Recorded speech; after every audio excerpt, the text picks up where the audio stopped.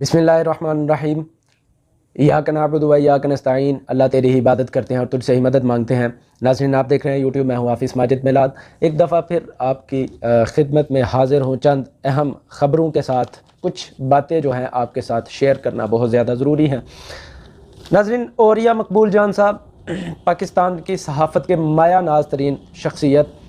ان کی ایک ولاگ سے اقتباس آپ کے ساتھ شیئر کرنا چاہتا ہوں کہ 17 کی جو سنچری تھی اس کے اندر انگلینڈ اور فرانس کے اندر اتنی زیادہ بھوک اور اتنا زیادہ وہاں پر افلاس تھا کہ لوگ جانوروں کی اوجریاں اور جانوروں کی کھالیں ابال کر ان کو سوپ کی شکل میں بنا کر جو ہے گزارا کر رہے تھے، جس کے نتیجے میں بہت زیادہ 2 3 4 دفعہ جو تھی حکومتی وہ حکمت عملیاں بھی ناکام حکمت عملیاں جو تھی وہ سامنے آئیں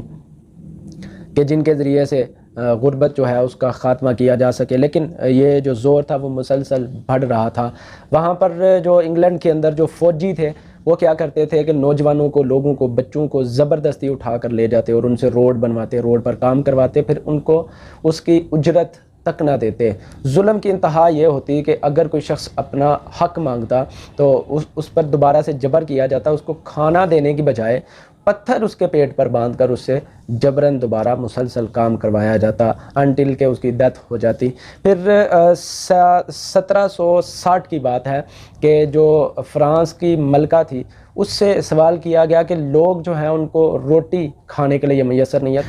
تو اس نے ایک بڑی احمقانہ جو ہے وہ حرکت کی اور اس نے بڑے طنز کے انداز میں ہنستے ہوئے کہا کہ اگر لوگوں کو روٹی میسر نہیں ہے تو وہ بریڈ کھا لیں۔ لوگوں کے دلوں پر یہ باتیں جو تھیں وہ تیر کی طرح چبھتی جا رہی تھی۔ اس کے بعد ایک وزیر تھا، وزیر داخلہ کے طور پر اوہان نام کا شخص،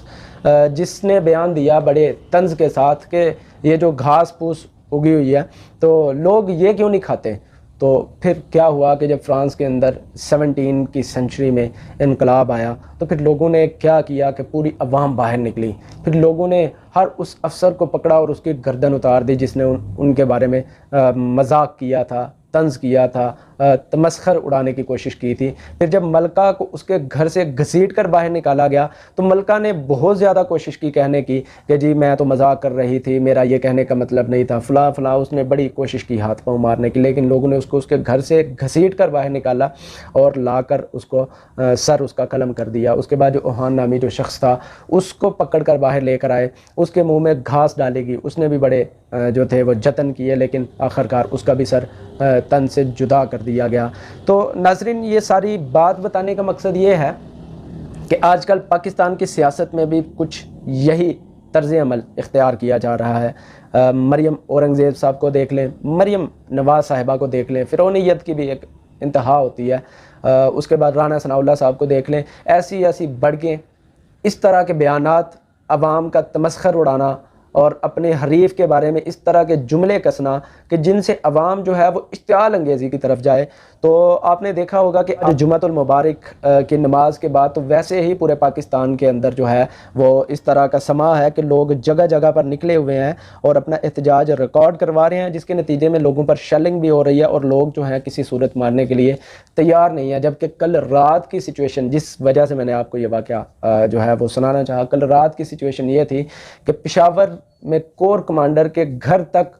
جو ہیں وہ لوگ نکل آئے ہوئے تھے اور ٹینکوں کے اوپر چڑھ کے لوگوں نے جو ہیں وہ اینٹی فوج نعرے لگائے اور اینٹی حکومت انہوں نے نعرے لگائے۔ تو یہ سارا کچھ، یہ سارا پروپیگنڈا جس شخص کا بھی کیا دھرا ہے کہ خدا نہ خواستہ افواج پاکستان کو عوام کے سامنے لے کر آنا اور افواج پاکستان کو عوام کے مخالف کرنا، پھر عوام کو افواج پاکستان کے ساتھ لڑانا، تو یہ ایک گھناؤنی سازش ہے۔ میں بارہا یہ بات کہہ چکا ہوں کہ ہم افواج پاکستان سے ہیں اور افواج پاکستان ہم سے ہیں۔ ہاں، چند جرنیلوں کی غلطیوں یا ان کی انا پرستیوں کی وجہ سے ہم افواج پاکستان سے نفرت نہیں کر سکے۔ میں یہ کہنا چاہوں گا کہ چند لوگوں کی چند انا پرست جو ہے وہ ذاتیات کی وجہ سے ہم افواج پاکستان کو برا بھلا یا ان پر چڑھائی نہیں کر سکتے، لیکن خدا نہ خواستہ اگر اس طرح کا کوئی وقت آ گیا تو پھر جو ہے وہ پاکستان بہت بڑے خسارے کی طرف چل پڑے گا۔ پاکستان کے اندر بہت ساری طاغوتی قوتیں جو تھی جو اس جو نقطے پر کام کر رہی تھی کہ پاکستان کو کسی نہ کسی طرف وجہ سے توڑا جائے، تو وہ آج کامیاب ہونے کے قریب تر ہیں۔ بھارت آج تک پاکستان کو توڑنے کے لیے جتنے جتن، جتنی کوششیں، جتنا پیسہ، جتنے اپنے جاسوس جو ہے وہ پاکستان میں لگاتا رہا، اس سب کو ایک سائڈ پر رکھا جائے اور موجودہ رولنگ پارٹی جو ہے، گورنمنٹ جو ہے، ان کے بیانات کی وجہ سے جو دوریاں پاکستان کی عوام میں اور افواج پاکستان میں ہوئی ہیں ان کو ایک سائڈ پر رکھا جائے، تو بھارت سے زیادہ کردار جو ہے وہ بڑا وہ رولنگ پارٹی اس وقت ادا کر رہی ہے کہ افواج پاکستان اور عوام کو جو ہے ان کے اندر ایک بہت بڑی دوری پیدا کر رہی ہے، اور خدا نخواستہ یہ دوری جو ہے بڑھتی بڑھتی ایک بہت بڑی لہر اختیار نہ کر جائے، جس کی وجہ سے پاکستان ایک بہت بڑے سانحے سے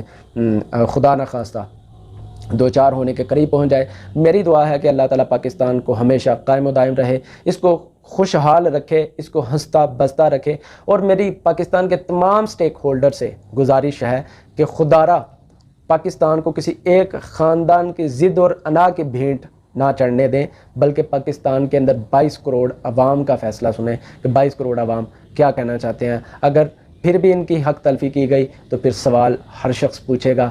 آپ کسی کو جواب نہیں دے سکیں گے۔ اب تک کے لیے مجھے اجازت دیجیے گا، اپنا بہت سارا خیال رکھیے گا۔ اللہ حافظ۔